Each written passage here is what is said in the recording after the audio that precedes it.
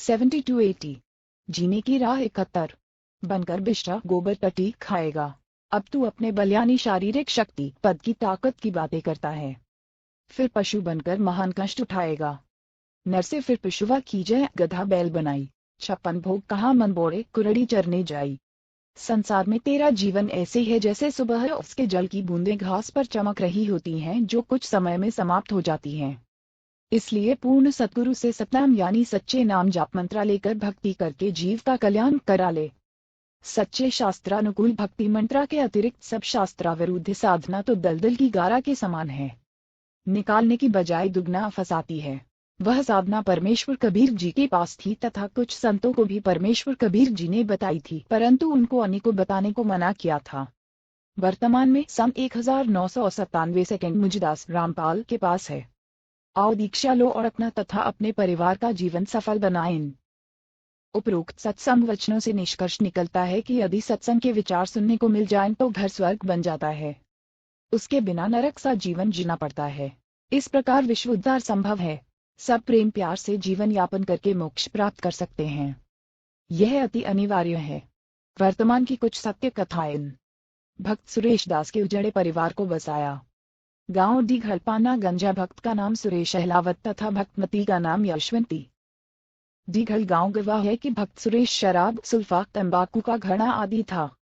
घर की ठोर बटोर कर रखा था। बहन यशवंती सुरेश की पत्नी असाध्य रोग से पीड़ित थी। 2 लड़के छोटी आयु के थे जो पिता को घर पर आते देख छुप जाते थे। घर में झगड़ा रहता था। बहन यशवंती का एक भाई हरियाणा पुलिस में कनेनन था जो अब सेवानिवृत्त हो चुका है। नाम है भक्त राजेंद्र सिंह राठी, गांव भापड़ोदार। उसने अपनी बहन के उपचार में कोई कसर नहीं छोड़ी थी, परंतु व्यर्थ रही। मेरा एक भक्त जो हरियाणा पुलिस में नौकरी कर रहा है वह आर्य समाज के महान प्रचारक श्री जौहरी सिंह जी का बेटा है। गांव जसराना, जिला सोनीपत। इसके साथ मेरा छोटा भाई महेंद्र सिंह भी हरियाणा पुलिस में नौकरी करता था, जिसको सन 2016 में रिटायर होना था, परंतु परमार्थी मिशन के उद्देश्यों को समझकर सन 2005 में रिटायरमेंट लेकर मेरे साथ हाथ बनता रहा है। मेरा भाई नन रोहतक का ड्राइवर था। भक्त जनबीर मलिक कनेनन झज्जर का ड्राइवर था। दोनों जब मिलते थे तो मेरा भाई उससे इस ज्ञान की चर्चा करता था। पहले तो आर्य समाजी होने के कारण भक्त जनबीर जी बहुत दुखी हुए। अपने 72 वर्तमान की कुछ सत्य कथाएं। आचार्यों से मिले परंतु अंत में सत्य को आंखों देखकर मान लिया कि सच्चाई यही है। उसने सन 1994 में मेरे से दीक्षा ले ली। सन 1995.1996 तक भक्त राजेंद्र सिंह राठी झज्जर में कार्यरत थे तथा जनबीर जी उनके ड्राइवर थे। भक्त राजेंद्र जी का एक भाई पुलिस में नौकरी करता था। बहन यशवंती वाली बीमारी उसको भी थी, जिस कारण से सन 1995 में उसकी मृत्यु हो गई। ड्राइवर के नाते भक्त जनबीर जी भी कनेनन के साथ उनके घर गए। सब हालात का ज्ञान हुआ। वापस आने पर एक दिन जयबीर जी ने कनेनन साहब से निवेदन किया कि आप अपने परिवार को बचाना चाहते हो तो संत रामपाल जी से दीक्षा ले लो। पहले तो नहीं माना, परंतु ट्रायल करने के लिए अपनी बहन यशवंती को अपने छोटे भाई सुखबीर के साथ दीक्षा दिलाने भेजा। यह दास रामपाल दास सिंचाई विभाग में जूनियर इंजीनियर श्रम के पद पर कार्यरत था। गुरुजी के आदेश से दीक्षा देने लगा तथा प्रचार करने लगा। मिशन के उद्देश्य से परिचित होकर जनहित तथा जगहित में सन 1995 में नौकरी से त्यागपत्र देकर प्रचार प्रसार में लग गया था। त्यागपत्र हरियाणा सरकार द्वारा स्वीकृत है। गांव-गांव में संत गरीबदास जी महाराज की वाणी का अखंड पाठ करता था, सत्संग करता था। 3 दिन यह अनुष्ठान चलता था। ज्ञान समझाकर बुराई छुड़वा कर दीक्षा देता था, जिस कारण उपदेशी को आश्चर्यजनक लाभ होता था। इसी क्रम में एक दिन सन 1996 में गांव पंजाब खोड़ दिल्ली में भक्त जगदीश जी के घर पाठ चल रहा था। भक्त जगदीश भी प्रथम श्रेणी का शराबी उत्पाती शराब पीकर था तथा कर्णनवन दिल्ली में नौकरी करता है। उसकी पत्नी की लाइलाज बीमारी भी मुझदास से दीक्षा लेने के पश्चात ठीक हो गई थी। कर्ता परमात्मा है, उसकी शक्ति संत के माध्यम से आती है। जैसे तार द्वारा बिजली आती है, तार बिजली नहीं है, इसी प्रकार संत परमात्मा भले ही नहीं है परंतु तार अवश्य होता है। उस समय बहन यशवंती की जीभ काम करना बंद कर गई थी। वह गूंगी हो चुकी थी। सुखबीर जी अपनी बहन को साथ लेकर शाम के समय भक्त जगदीश जी के घर आए। मेरे को सब समस्या बताए। वे दोनों भाई बहन रात्रि में सत्संग सुनकर वहीं रुक गए। बहन यशवंती को नाम दिया, प्रसाद खिलाया। सुबह उठकर वह अपने भाई से बोली, भाई मैं बोलने लग गई हूँ। मैं ठीक हो गई हूँ। यह चमत्कार देखकर दोनों भाई बहन उपस्थित व्यक्तियों जो सत्संग सुनने और भोग लगने के समय पहुंचे थे को बता रहे थे कि कमाल हो गया। उसके पश्चात कन्हैया साहब ने तथा सर्व परिवार तथा रिश्तेदारों ने दीक्षा ले ली। आज सब सकुशल हैं, भक्ति कर रहे हैं। भक्त सुरेश प्रथम श्रेणी का शराबी था। अपनी पत्नी को ठीक हुआ देखकर सत्संग में आने लगा। शराब तथा सर्वनशा त्याग कर नाम लेकर सुधर गया। उस समय तक कोई आश्रम नहीं बनाया था। गांव-गांव में प्रचार किया जाता था। अब बहन यशवंती के परिवार की पूरे डीघाल गांव में मिसाल है। सुरेश चौधरी भक्त बन गया। सर्व बुराई त्याग दी। दोनों लड़के दिल्ली पुलिस में एक ही दिन सिपाही भर्ती हो गए। लोगों को लगा जीने की राह 73 होगा कि पैसे देकर भर्ती कराए होंगे, परंतु सत्य यह है कि एक पैसा भी किसी को नहीं दिया। आप स्वयं जांच कर सकते हैं। दोनों लड़कों के विवाह में एक रूप से अधिक कुछ नहीं लिया। यह भी जांच का विषय है। ऐसे ऐसे अनेकों उदाहरण हैं। यह कहानी बताने का मेरा उद्देश्य यह है कि जैसे गीता अध्याय 16 श्लोक 23 और 24 में कहा है कि शास्त्रा विधि त्याग कर मनमाना आचरण करने वाले को कोई लाभ परमात्मा से नहीं मिलता। शास्त्रोक्त भक्ति करने से परमात्मा की शक्ति से सर्व संभव सिद्ध हो जाते हैं। मोक्ष भी मिलता है। ऋग्वेद मंडल 10 सूक्त 161 मंत्र 2 में भी प्रमाण है कि परमात्मा की भक्ति करने वाले का असाध्य रोग भी नष्ट हो जाता है। यदि रोगी मौत के निकट भी पहुंच गया हो तो सत्य भक्ति करने वाले को स्वस्थ करके परमात्मा 100% आयु प्रदान कर देता है, यानी भक्त पूरी आयु जीवित रहता है। जैसे पहले बिजली का विस्तार नहीं हुआ था तो आटा हाथ से चलने वाली चक्की से माता बहन पीसा करती थी। पुरुष हाथ से फरसे रात से पशुओं का चारा शानी काटा करते थे। फिर हाथ से चलाने वाली मशीन गंडासे का आविष्कार हुआ। वह भी कठिन कार्य था। वर्तमान में बिजली की शक्ति से आटा चक्की चलती है, गंडासे शानी काटने की मशीनें चलते हैं। असंभव कार्य हो रहा है, शीघ्र तथा सुगम हो रहा है। बिजली का विधिवत कनेक्शन लेना होता है। बिजली की मर्यादा का पालन करना होता है, अन्यथा सुखदायी बिजली विनाश कारण बन जाती है। इसी प्रकार परमात्मा का कनेक्शन लेना पड़ता है और परमात्मा की मर्यादाओं का पालन करना होता है। तब सर्व सुख तथा मोक्ष परमात्मा देता है।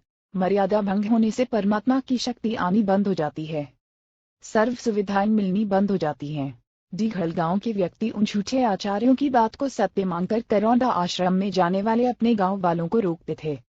तो भक्त सुरेश जी तथा बहन यशवंती जी हाथ जोड़कर गांव के उन व्यक्तियों से कहते थे कि गांव राम मारो चाहे छोड़ो, हम आश्रम में जाना बंद नहीं करेंगे। हमारा तो घर वहीं से बसा है, नहीं तो हम आज उजड़ गए होते। परमात्मा ने उनकी सच्ची भक्ति का फल भी ऐसा ही दे रखा है। भक्त सुरेश का मोबाइल नंबर 9034029495 है। सत्संग न सुनने से सर्वनाश हुआ। कबीर राम नाम कड़वा लागे मीठे लागे दाम, दुविधा में दोनों गए माया मिली नाराम। पंजाब प्रांत में मेरे रामपाल दास के पूज्य गुरुदेव जी का आश्रम तलवंडी भाई की नामक कस्बे में है।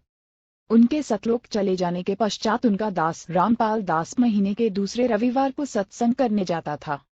मेरे गुरुदेव जी के कुछ शिष्य तलवंडी भाई की कस्बे के सेठ भी हैं। उनका 74 वर्तमान की कुछ सत्य कथाएं।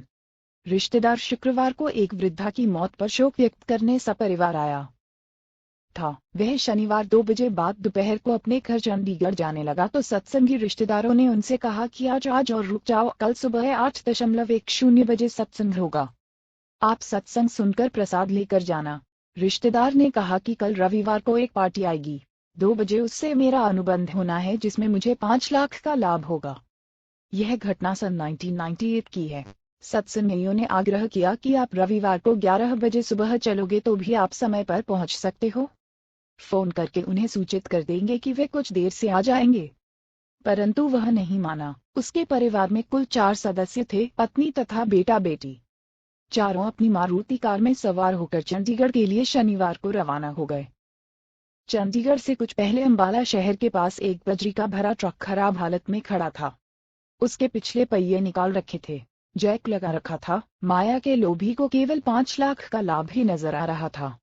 कार पूरी गति से चला रहा था। कार उस बजरी के भरे ट्रक के नीचे घुस गई, जैक हट गया। पूरा परिवार कुचला गया। बड़े दुख के साथ कहना पड़ रहा है कि यदि सत्संग सुनने के लिए रुक जाता तो यह नाश नहीं होता। माया के बिना तो काम चल जाता, परंतु काया के बिना नहीं चलता, क्योंकि शरीर है तो परमात्मा की भक्ति करके आत्म कल्याण कराया जा सकता है। परमेश्वर कबीर जी ने सतर्क किया है कि कबीर राम नाम कड़वाला के मीठे लागे दाम, दुविधा में दोनों गए माया मिली नाराम। इसलिए है भाई बहनों, सत्संग की ओर रुचि करो, आत्म कल्याण कराओ और जीवन की राह को आसान बनाओ। सत्संग में जाने से बड़ी आपत्ति टल जाती है। कबीर संत शरण में आने से आयटले बला, जय भाग्य में सूली हो कांटे में टल जाए। एक गांव में संत का आश्रम था जो गांव से लगभग 2 किलोमीटर दूर बना था। उस गांव के कई परिवार संत जी के शिष्य थे। संत जी वर्ष में केवल 2 बार उस आश्रम में आते थे। उसके साथ कुछ स्थायी शिष्य भी आते थे। वह संत अपनी मंडली के साथ प्रत्येक बार 2 महीने उस आश्रम में रहता, फिर अन्य आश्रमों में जाता था। संत जी अपने कार्यक्रम के अनुसार 2 महीने के लिए आया हुआ था। उस गांव के भक्तों के भोजन की व्यवस्था अपने अपने घरों से कर रखी थी। एक परिवार एक दिन का भोजन आश्रम वालों को घर बनाकर लाकर खिलाता था। प्रत्येक भक्त की इच्छा रहती थी कि अपने गुरुजी को उत्तम भोजन खीर व सब्जी रोटी खिलाएं। एक परिवार का भोजन का दिन था। उस दिन दूध खराब हो गया। उस माई का नाम कस्तूरी था। उसी के पड़ोस में एक परिवार था जिसमें जीने की राह 75 केवल 2 माँ बेटा थे। कारण यह था कि उस बहन रामो के पति की मृत्यु उस समय हो गई जब लड़का 2 वर्ष का था। उस बहन ने एक घटना देखी थी कि उसके परिवार में दूसरे दादसरे की संतान में एक बहू विधवा हो गई थी। एक पुत्रा 3 वर्ष का था। उसने अपने देवर से शादी कर ली। देवर भी शादीशुदा उन तत्वमक था। देवर से भी उसको एक पुत्रा प्राप्त हो गया। देवर देवारानी उससे मजदूर के समान बर्ताव करते थे। रूखा सूखा झूठा टुकड़ा पहले बेटे तथा माता को देते थे, जिस कारण से लड़के ने बड़ा होने पर आत्महत्या करनी पड़ी। वह भी पागल होकर कहीं चली गई। सब देवर जेठ बुरे नहीं होते। इस घटना को याद करके उस रामू बहन ने जेठ देवर से विवाह नहीं किया। लगता नहीं होता अपने बेटे कर्मपाल को पाला पोसा, मेहनत मजदूरी की, कुछ बीघा जमीन भी थी, उसी में मेहनत करके गाय भैंस को पालती थी। अपने बेटे को अच्छा घी दूध पिलाती खिलाती थी। विचार करती थी कि बेटा शीघ्र जवान हो जाएगा, इसका विवाह करूंगी, यह अपने कार्य को संभाल लेगा, मैं सुख का जीवन जीऊंगी। परंतु सत्संग बिना ज्ञान नहीं, ज्ञान सतगुरु देता है। भक्ति बिना जीव सुखी नहीं हो सकता, चाहे कितना ही धनी क्यों न हो। सिर पर पिता का साया नहीं था। बेटा माँ के लाड से बिगड़ता ही है। माँ का स्वभाव अपनी संतान को सर्वसंभव सुख देना होता है। कहावत है कि रांट विधवा का बेटा तथा रिंदुए विधु की बेटी बिगड़ती आवारा होती ही है। कारण पिता कार्यविश बेटी की गतिविधि पर ध्यान नहीं रख पाता। माँ बेटे की गतिविधि पर ध्यान नहीं दे पाती। बेटी को तो अपने साथ रखती है, जिस कारण से कर्मपाल नशा करने लगा। माता से झगड़ा करके रुपया बाजरा ज्वार चना ले जाकर नशा करता था। माँ सारा दिन रोती रहती थी कि सोचा क्या था, यह कैसी कर्म गति।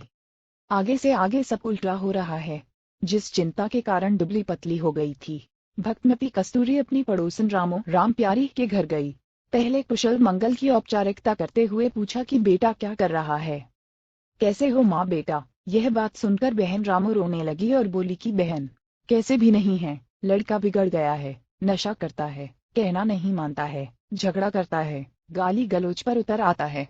आपको तो पता है परिवार तथा गांव वालों ने मेरे ऊपर कितना दबाव डाला था जेठ का लपटा ओढ़ने पति के बड़े भाई से पुनः विवाह करने के लिए। मैंने राजवंती की घटना से डरकर जेठ से विवाह नहीं किया, अपने बेटे को सुखी देखने के लिए। आज इसने उससे भी अधिक दुख दे दिया। मन करता है कि कहीं चली जाऊं या आत्महत्या कर लूं। भक्तमती कस्तूरी ने कहा कि बहन गलत बात नहीं सोचा करते, बड़ा होकर सुधर जाएगा। आप मर गई तो तेरे को पता है चाचे सारी जमीन हड़प लेंगे, लड़के को अधिक नशा कराकर मार डालेंगे। ऐसा विचार न कर, एक काम करो, मेरे साथ सत्संग में चला करो। यहाँ अकेली के मन में ऐसे विचार आते रहेंगे, सूख कर कांटा हो गई हो। रामू बोली, ना बहन ना, मेरे को तो नगर के लोग वैसे ही शकी। 76 वर्तमान की कुछ सत्य कथाएं नजर से देखते हैं। कोई व्यक्ति किसी कार्यविश घर आ जाता है तो छतों पर चढ़कर एक आंख से देखते हैं। आपके तो सिर पर धनी पति है, मैं सत्संग में चली गई तो जीना हराम कर देंगे, मुझे मरना ही पड़ेगा। बहन यूं बता, आज सुबह सुबह कैसे आना हुआ। कस्तूरी ने कहा कि बहन आपको तो पता ही है कि हमारे गुरुजी आश्रम में ठहरे हैं। आज भोजन कराने की बारी मेरी है। बहन खीर बनानी थी, दूध खराब हो गया, कुछ दूध उधारा दे दे, कल लौटा दूंगी। यह बात सुनकर बहन रामो में कट आया और दूध निकालकर बाल्टी खूंटी बदहमत से लटका रखी थी, उठकर सारा का सारा दूध कस्तूरी की बाल्टी में डाल दिया। कस्तूरी ने कहा कि बहन कुछ तो रख ले। रामू बोली, बहन, ना जाने कौन से जन्म का पुण्य उदय हुआ है, मुझ निर्भाग का दूध पुण्य में लगेगा। बस बहन ले जा, संतों भक्तों को भोजन करा। कस्तूरी बहन आश्चर्यचकित थी कि सारा का सारा दूध तो मैं सत्संगी होते हुए भी नहीं दे सकती थी। किलो 2 किलो तो रखती। बहन, रामू को तो सत्संग की प्रेरणा की आवश्यकता है। उस दिन तो कस्तूरी को समय नहीं मिला। अगले दिन के 11:12 बजे रामू के घर गई। गांव में 12 सेकंड 2 तक दिन का समय महिलाओं को बातें करने का मिल जाता है। 2 घंटे तक सत्संग की बातें जो गुरुजी से सुनी थी सारी बताए, परंतु लोकलाज के कारण रामू मानने को तैयार नहीं थी। बहन कस्तूरी ने बताया कि हे बहन, आपने मीराबाई का नाम सुना है। रामू बोली कि हाँ, कृष्ण जी की भक्तिन थी। कस्तूरी बोली कि वह मंदिर में जाती थी। ठाकुर परिवार में जन्म था। महिलाओं को घर से बाहर जाने पर प्रतिबंध था, परंतु मीराबाई ने किसी की परवाह नहीं की। फिर उसका विवाह राजा से हो गया। राणा जी धार्मिक विचार के थे। उसने मीरा को मंदिरों में जाने से नहीं रोका, अपितु लोक चर्चा से बचने के लिए मीरा जी के साथ 3-4 महिला नौकरानी भेजने लगा, जिस कारण से सब ठीक चलता रहा। कुछ वर्ष पश्चात मीरा जी के पति की मृत्यु हो गई। देवर राजगद्दी पर बैठ गया। उसने कुल के लोगों के कहने से मीरा को मंदिर में जाने से मना किया, परंतु मीराबाई जी नहीं मानी, जिस कारण से राजा ने मीरा को मारने का षड्यंत्र रचा।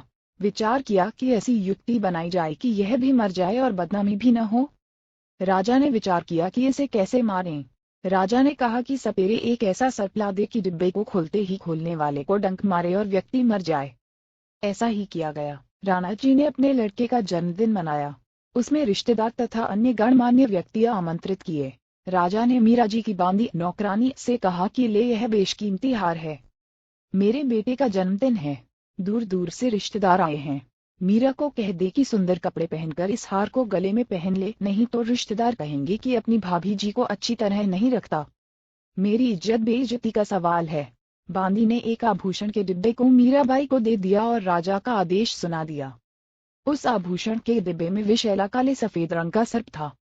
मीरा ने बांदी के सामने जीने की राह 77 ही उस डिब्बे को खोला। उसमें हीरे मोतियों से बना हार था। मीराबाई ने विचार किया कि यदि मैं हार नहीं पहनूंगी तो व्यर्थ का झगड़ा होगा। मेरे लिए तो यह मिट्टी है। यह विचार करके मीरा जी ने वह हार गले में डाल लिया। राजा का उद्देश्य था कि आज सर्पडंक से मीरा की मृत्यु हो जाएगी तो सबको विश्वास हो जाएगा कि राजा का कोई हाथ नहीं है। हमारे सामने सर्प डसने से मीरा की मृत्यु हुई है। कुछ समय उपरांत राजा मंत्रियों सहित तथा कुछ रिश्तेदारों सहित मीरा के महल में गया तो मीरा बाई जी के गले में सुंदर मनगा हार देखकर राणा बौखला गया और बोला, बच्चलन, यह हार किस यार से लाई है? मीरा बाई जी की आंखों में आंसू थे। बोली कि आपने ही तो बांदी के द्वारा भिजवाया था। वही तो है। बांदी को बुलाया तथा पूछा कि वह डिब्बा कहाँ है। बांदी ने पलंग के नीचे से निकालकर दिखाया। यह रहा राजा जी जो आपने भेजा था। राजा वापस आ गया। राजा ने सोचा कि अब की बार इसको विष मैं अपने सामने पिलाऊंगा, नहीं पिएगी तो सिर कट दूंगा। मीराबाई को विष से मारने की व्यर्थ कोशिश। एक सपेरे से कहा कि भयंकर विष ला दे जिसे जीभ पर रखते ही व्यक्ति मर जाए। ऐसा विष लाया गया। राजा ने मीरा से कहा कि यह विष पी ले, अन्यथा तेरी गर्दन कट दी जाएगी। मीरा ने सोचा कि गर्दन काटने में तो पीड़ा होगी, विष पी लेती हूँ। मीरा ने विष का प्याला परमात्मा को याद करके पी लिया, लेकिन उन्हें कुछ नहीं हुआ। सपेरा बुलाया और उससे कहा कि यह नकली विष लाया है। सपेरे ने कहा कि वह प्याला कहाँ है। उसे प्याला दिया गया। सपेरे ने उस प्याले में दूध डालकर एक कुत्ते को वहीं पिला दिया। कुत्ता दूसरी बार जीभ भी नहीं लगा पाया था, मर गया। राजा ने देख लिया कि यह किसी तरह मरने वाली नहीं है, तब उसको मंदिर में जाने से नहीं रोका। उसके साथ कई नौकरानी तथा पुरुष रक्षक भी भेजने लगा कि लोग यह नहीं कहेंगे कि आवारागर्दी में जाती है। मीरा को सतगुरु शरण मिली। जिस श्री कृष्ण जी के मंदिर में मीराबाई पूजा करने जाती थी उसके मार्ग में एक छोटा बगीचा था। उसमें कुछ खड़ी छाया वाले वृक्ष भी थे। उस बगीचे में परमेश्वर कबीर जी तथा संत रविदास जी सत्संग कर रहे थे। सुबह के लगभग 10 बजे का समय था। मीरा जी ने देखा कि यहाँ परमात्मा की चर्चा या कथा चल रही है। कुछ देर सुनकर चलते हैं। परमेश्वर कबीर जी ने सत्संग में संक्षिप्त सृष्टि रचना का ज्ञान सुनाया। कहा कि श्री कृष्ण जी यानी श्री विष्णु जी से ऊपर अन्य सर्वशक्तिमान परमात्मा है। जन्म मरण समाप्त नहीं हुआ तो भक्ति करना न करना समान है। जन्म मरण तो 78 वर्तमान की कुछ सत्य कथाएं। श्री कृष्ण जी श्री विष्णु का भी समाप्त नहीं है, उसके पुजारियों का कैसे होगा? जैसे हिंदू संतजन कहते हैं कि गीता का ज्ञान श्री कृष्ण अर्थात श्री विष्णु जी ने अर्जुन को बताया। गीता ज्ञान दाता गीता अध्याय 2 श्लोक 12 अध्याय 4 श्लोक 5 अध्याय 10 श्लोक 2 में स्पष्ट कर रहा है कि हे अर्जुन, तेरे और मेरे बहुत जन्म हो चुके हैं, तू नहीं जानता मैं जानता हूँ। इससे स्वसिद्ध है कि श्री कृष्ण जी का भी जन्म मरण समाप्त नहीं है, यह अविनाशी नहीं है। इसीलिए गीता अध्याय 18 श्लोक 62 में गीता बोलने वाले ने कहा है कि हे भारत, तू सर्वभाव से उस परमेश्वर की शरण में जा, उस परमेश्वर की कृपा से ही तू सनातन परम धाम को तथा परम शांति को प्राप्त होगा। परमेश्वर कबीर जी के मुख कमल से ये वचन सुनकर परमात्मा के लिए भटक रही आत्मा को नई रोशनी मिली। सत्संग के उपरांत मीराबाई जी ने प्रश्न किया कि हे महात्मा जी, आपकी आज्ञा हो तो शंका का समाधान करवाऊं। कबीर जी ने कहा कि प्रश्न करो बहन जी। प्रश्न, हे महात्मा जी, आज तक मैंने किसी से नहीं सुना कि श्री कृष्ण जी से ऊपर भी कोई परमात्मा है। आज आपके मुख से सुनकर मैं दो राह पर खड़ी हो गई हूँ। मैं मानती हूँ कि संत झूठ नहीं बोलते। परमेश्वर कबीर जी ने कहा कि आपके धार्मिक अज्ञानी गुरुओं का दोष है, जिन्हें स्वयं ज्ञान नहीं कि आपके सब ग्रंथ क्या ज्ञान बताते हैं। देवी पुराण के 3 स्कंद में श्री विष्णु जी स्वयं स्वीकारते हैं कि मैं विष्णु ब्रह्मा तथा शंकर नाशवान है। हमारा आविर्भाव जन्म तथा तिरुभाव मृत्यु होता रहता है। लेख समाप्त। मीराबाई बोली कि हे महाराज जी, भगवान श्री कृष्ण मुझे साक्षात दर्शन देते हैं, मैं उनसे संवाद करती हूँ। कबीर जी ने कहा कि हे मीराबाई जी, आप एक काम करो, भगवान श्री कृष्ण जी से ही पूछ लेना कि आपसे ऊपर भी कोई मालिक है। वे देवता है, कभी झूठ नहीं बोलेंगे। मीराबाई को लगा कि वह पागल हो जाएगी यदि श्री कृष्ण जी से भी ऊपर कोई परमात्मा है तो। रात्रि में मीरा जी ने भगवान श्री कृष्ण जी का आह्वान किया। त्रिलोकीनाथ प्रकट हुए। मीरा ने अपनी शंका के समाधान के लिए निवेदन किया कि हे प्रभु, क्या आपसे ऊपर भी कोई परमात्मा है? एक संत ने सत्संग में बताया है। श्री कृष्ण जी ने कहा कि मीरा, परमात्मा तो है परंतु वह किसी को दर्शन नहीं देता। हमने बहुत समाधि व साधना करके देख ली है। मीराबाई जी ने सत्संग में परमात्मा कबीर जी से यह भी सुना था कि उस पूर्ण परमात्मा को मैं प्रत्यक्ष दिखाऊंगा, सत्य साधना करके उसके पास सतलोक में भेज दूंगा। मीराबाई ने श्री कृष्ण जी से फिर प्रश्न किया कि क्या आप जीव का जन्म मरण समाप्त कर सकते हो? श्री कृष्ण जी ने कहा कि यह संभव नहीं। कबीर जी ने कहा था कि मेरे पास ऐसा भक्ति मंत्र है जिससे जन्म मरण सदा के लिए समाप्त हो जाता है। वह परम धाम प्राप्त होता है जिसके विषय में गीता अध्याय 15 श्लोक 4 में कहा है कि तत्वज्ञान तथा तत्वदर्शी संत की प्राप्ति के पश्चात परमात्मा जीने की राह न्यासी कि उस परम धाम की खोज करनी चाहिए जहां जाने के पश्चात साधक फिर लौटकर संसार में कभी नहीं आते। उसी एक परमात्मा की भक्ति करो। मीराबाई ने कहा कि हे भगवान श्री कृष्ण जी, संत जी कह रहे थे कि मैं जन्म मरण समाप्त कर देता हूँ, अब मैं क्या करूँ? मुझे तो पूर्ण मोक्ष की चाह है। श्री कृष्ण जी बोले कि मीरा, आप उस संत की शरण ग्रहण करो, अपना कल्याण कराओ। मुझे जितना ज्ञान था वह बता दिया। मीरा अगले दिन मंदिर नहीं गई, सीधी संत जी के पास अपनी नौकरानियों के साथ गई तथा दीक्षा लेने की इच्छा व्यक्त की तथा श्री कृष्ण जी से हुई वार्ता भी संत कबीर जी से साझा की। उस समय छुआछूत चरम पर थी। ठाकुर लोग अपने को सर्वोत्तम मानते थे।